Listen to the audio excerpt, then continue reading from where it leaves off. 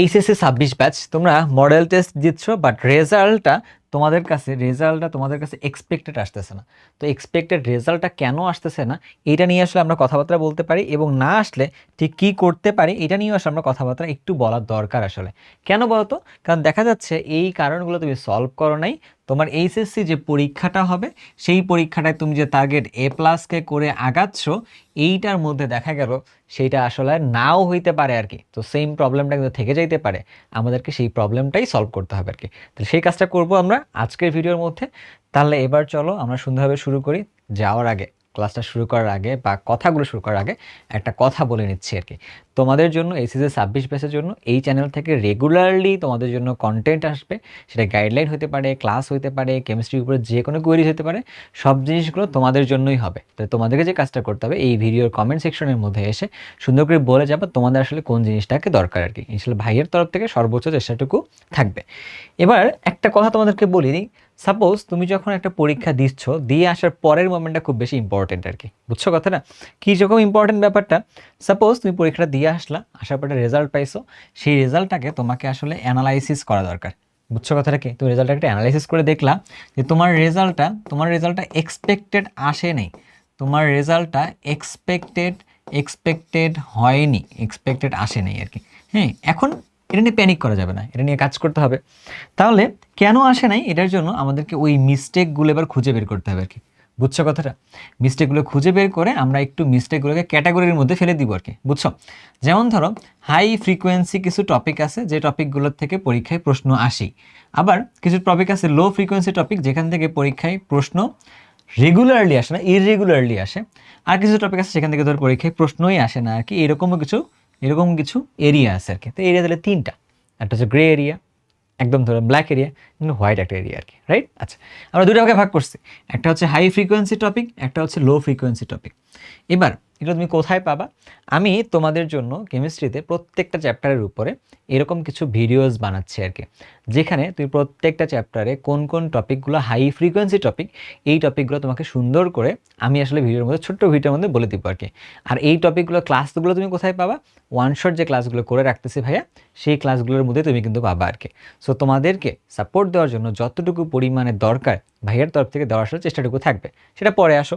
এবার তুমি অ্যানালাইসিস করে দেখলাম যে তোমার কাছে আসলে হাই ফ্রিকোয়েন্সি টপিকগুলো থেকে যে সকল প্রশ্ন আসছে, ইন্টারনেটে ধরলাম তুমি ভুল করছো হচ্ছে 10 নম্বরের ভুল করছো আর কি।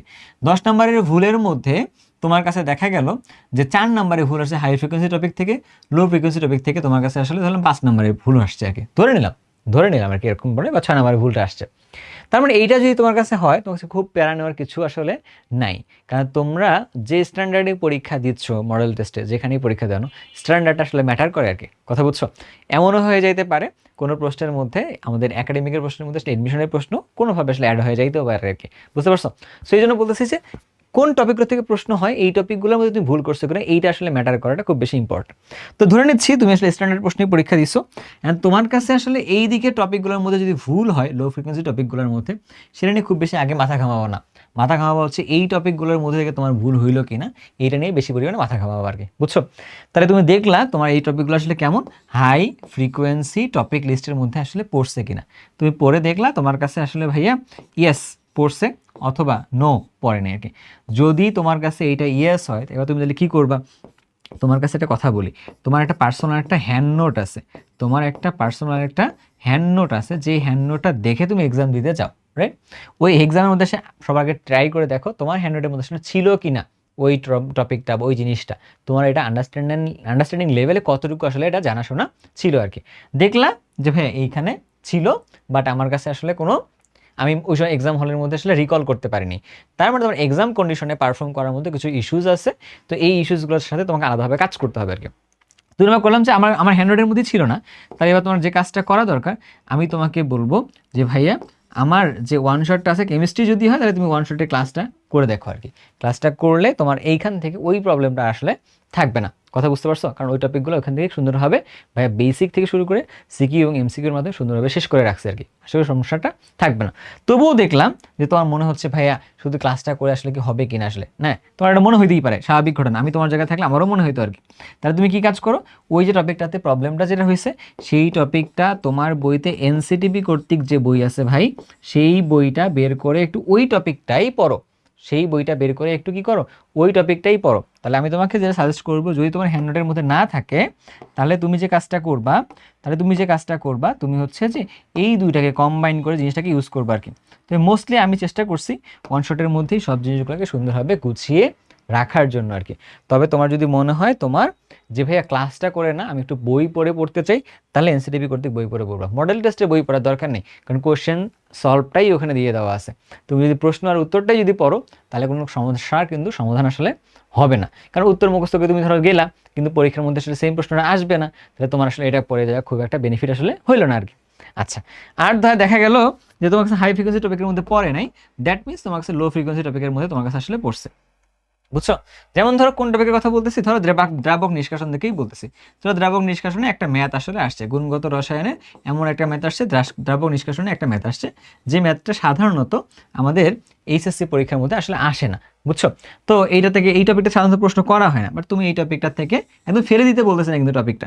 এখন তুমি কি করলা, তুমি হচ্ছে এটা নিয়ে প্যানিক করে ওই টপিকটা শিখতে গেলা, বাট তোমার কিন্তু মেজরিটি টাইম দেওয়া ছিল আসলে কোথায়, এই হাই ফ্রিকোয়েন্সি টপিকের মধ্যে মেজরিটি টাইম দেওয়ার দরকার ছিল। বাট তুমি এখানে অনেক বেশি টাইম দিতে গিয়ে তোমার মনে হলো, আল্লাহ আমি তো কিছু পারতেছি না, আমি তো আসলে হারাই যাইতেছি, আমার তো এই চ্যাপ্টারটা শেষ, তার মানে আমার মনে হয় এইচএসসিতে আর ভালো করার সুযোগটা থাকলো না। এই যে তুমি প্যানিক অ্যাটাক হয়ে তুমি যে আসলে হারাই যাবা, এইটা কিন্তু খারাপ হয়ে যাবে আর কি তোমার জন্য। এই জন্য তাহলে কী বলবো, যে ভাই এই টপিকগুলো লিস্ট করো, যে কোন কোন জায়গায় টপিক হারাচ্ছে, হাই ফ্রিকোয়েন্সি টপিকের মধ্যে পড়ে নাই, লো ফ্রিকোয়েন্সি টপিকের মধ্যে পড়ছে, ওই জিনিসগুলো লিস্ট করে রাখো আর কি, বুঝছো? তাহলে প্রতিদিন ওই টপিকের একটা করে টপিক পড়ো, প্রতিদিন ওই টপিকগুলোর একটা একটা করে টপিক পড়ো, মাস্ট। লো ফ্রিকোয়েন্সি টপিকগুলোর মধ্যে তোমার প্রশ্ন যেগুলো তুমি ভুল করবা, এটার সংখ্যা কেমন হবে, কম হবে। প্রতিদিন যদি তুমি একটা করে টপিক শেষ করো, ফিজিক্স, কেমিস্ট্রি, ম্যাথে, তাহলে তুমি দেখবা আলটিমেটলি কী হবে বলো তো, তোমার কাছে এই আগামী যে 55 দিন বা 50 দিন আছে, এর মধ্যে তোমার সব কিছু সুন্দরভাবে শেষ হয়ে আসবে, এটা নিয়ে প্যারা নেওয়ার কিছু নাই। ওটাকে বুঝাতে পারছি? ওকে।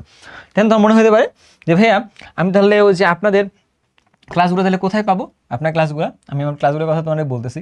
তুমি তো স্টিল আমার চ্যানেলের মধ্যেই আসো, তুমি হচ্ছে চ্যানেলের মধ্যে এসে, তুমি হচ্ছে অক্সিকেম ইউটিউব চ্যানেলের মধ্যে এসে তুমি গিয়ে দেখবা, ভাইয়া যে তোমাদের জন্য কিন্তু কাজ করতেছে রেগুলারলি আর কি। এখানে গিয়ে দেখবা শুরুতেই কেমিস্ট্রি ওয়ান শট আছে। কেমিস্ট্রি ওয়ান শটের মধ্যে কী কী আছে বলো তো, জৈব রসায়নের উপরে ক্লাসটা অলরেডি দিয়ে রাখছি, তারপরে পরিমাণগত রসায়নের উপরে ক্লাসটা দিয়ে রাখছি, এদিকে আবার তড়িৎ রসায়নের উপর ক্লাসটা দিয়ে রাখছি আর কি। তোমার যে ক্লাসগুলো আপলোড হয়েছে তুমি সেই ক্লাসগুলো করে রাখো, কথা বুঝতে পারছো? বাট তোমার মনে হতে পারে ভাইয়া মডেলটা যেহেতু দিচ্ছি, অন্য টপিকের ক্লাসগুলো একটু করে যাওয়া দরকার। তাহলে যেহেতু আমার অন্যান্য ক্লাসগুলো এখন আসে নাই, তুমি আরেকটা কাজও করতে পারো, সেই কাজটা বলো তো, তুমি এখান থেকে গিয়ে 25 ব্যাচের যে ক্লাসগুলো ছিল, তুমি সেখান থেকেও চাইলেও ক্লাসটা করে যাইতে পারো একটু। তোর যে আজকেই পরীক্ষা হয়, তখন তো কিছু বলার নেই, তাই না? এখানকার যে ক্লাসগুলো আছে তুমি চাইলে এখান থেকেও ক্লাসগুলো করে যাইতে পারো, কোনো কিন্তু প্রবলেম এখান থেকে হবে না। তবে এখানে ফুল সিলেবাসে হালকা কিছু পার্ট বাকি আছে, দ্যাট ইজ হয় ভাইয়া কী করতেছে, নতুন করে সব কিছু আবার তোমাদের জন্য তৈরি করে দিচ্ছি আর কি। তবে যদি কোনো দেখা যাচ্ছে কালকেই এক্সাম, একটা জিনিস পড়ে যেতে হবে, এখান থেকে পড়ে যাও, তুমি হাইলি এখান থেকে বেনিফিটেড হবাই হবে আর কি, বুঝতে পারছো কথাটা? আচ্ছা, আর এর বাইরে আরেকটা কথা বলে রাখি, তোমার যদি মনে হয় যে ভাইয়া আমি একটু ক্লাসটা করতে চাই একটু ওয়েবসাইট থেকে, এসএসসি ক্র্যাকার্স যে ওয়েবসাইট আছে এখানে তুমি করতে পারো। আরেকটা তোমাকে মজার কথা বলি, এটা বলতে ভুলে গেছি, যে ভাইয়া দেখো আমাদের শুধুমাত্র ক্লাস করলেই হবে না, প্র্যাকটিস করতে হবে। তো প্র্যাকটিস বেশি না করার দরুন কিন্তু আমাদের আসলে এক্সাম কন্ডিশনে গিয়ে এরকমের পারফরমেন্সগুলো আসলে হয়ে যায়। দ্যাটস ওয়াই আমি আর তো ইমন ভাইয়া মিলে ভাবছি ফিজিক্স, কেমিস্ট্রি, ম্যাথ, বায়োলজির উপরে তোমাদের একটা এক্সাম ব্যাচ টার্ন করতেছি, যেখানে হাই ফ্রিকোয়েন্সি টপিকের উপরেই যে সকল প্রশ্নগুলো হয়, সেই প্রশ্নগুলো নিয়ে আমরা তোমাদের আসলে এক্সামগুলো নিব আর কি। আগামী 17 তারিখ থেকে আসলে শুরু করব। তো তোমরা এই এক্সাম ব্যাচে ভর্তি হয়ে গিয়েও তোমরা আসলে সুন্দরভাবে এই তোমার নিজের প্রস্তুতিটাকে রান করতে পারো। তাহলে আমরা সব কিছু মিলিয়ে আসলে আমরা তোমার কাছে কী চাই বলো তো, সব কিছু মিলিয়ে একটা জিনিস চাচ্ছি, যে তুমি তোমার পরীক্ষার মধ্যে যে এ প্লাসটাকে টার্গেট করে আগাচ্ছ, এইটা যেন কোনোভাবে মিস না হয়ে যায় আর কি, এইটার জন্য ডেডিকেটেড ওয়েতে আমি কেমিস্ট্রি নিয়ে তোমাদের সাথে কাজ করব। ওকে? তাহলে তোমাদের মনের মধ্যে যতগুলো কোয়েরিজ আছে, যতগুলো প্রবলেম তোমরা ফেস করতেছো, তোমরা আমাকে সেই কথাগুলোকে বলো, ইনশাল্লাহ আমি সেই প্রবলেমগুলোকে সলভ করার জন্য কাজ করবো, অথবা কেমিস্ট্রির পার্টটুকু আর কি। তো আমার সাথে কানেক্ট করার উপায়টা আসলে কোথায়, এক হচ্ছে কমেন্ট সেকশনে, আরেকটা কথা হচ্ছে তোমরা চাইলে আমার সাথে প্রাইভেট গ্রুপগুলোর মধ্যে যুক্ত হয়ে যেতে পারো আর কি, বুঝছো? অক্সিগেমের হোয়াটসঅ্যাপ চ্যানেল আছে, অক্সিগেমের মধ্যে তোমার কাছে আছে যে ফেসবুক গ্রুপ আছে, যে কোনো জায়গায় তুমি যুক্ত হয়ে গেলেই হবে। এর বাইরে আমাদের ওয়ান শট নিয়ে এইচএসসি 26-এর উপরে ডেডিকেটেডভাবে গ্রুপ আছে আর কি, যেখানে প্রায় 9,500 শিক্ষার্থী অলরেডি যুক্ত হয়ে গেছে। তুমি সেখানেও যুক্ত হয়ে আমাদের সাথে কন্ট্যাক্ট করতে পারো। তো শেষ মুহূর্তে কোনো প্যানিক করা না, তোমার যে সকল প্রবলেম আছে প্রত্যেক বছর কেউ না কেউ এই প্রবলেমগুলো আসলে সব মানে ফেস করে, তো প্রবলেমগুলো আমার সমাধানও কিন্তু হয়ে যায় আর কি। তো সমাধান নেওয়ার জন্য তোমাকে কোনো একটা জায়গায় থেকে কারো কাছ থেকে সমাধান নিতে হবে। ইনশাল্লাহ উই আর অলরেডি ওপেন, তোমরা চাইলে ইনশাল্লাহ আমরা সেই জায়গায় কাজ করতে আগ্রহী আর কি। তো সবাই ভালো থাকো, সুস্থ থাকো, ইনশাল্লাহ দেখা হচ্ছে পরে কোনো ভিডিওতে। আল্লাহ হাফেজ।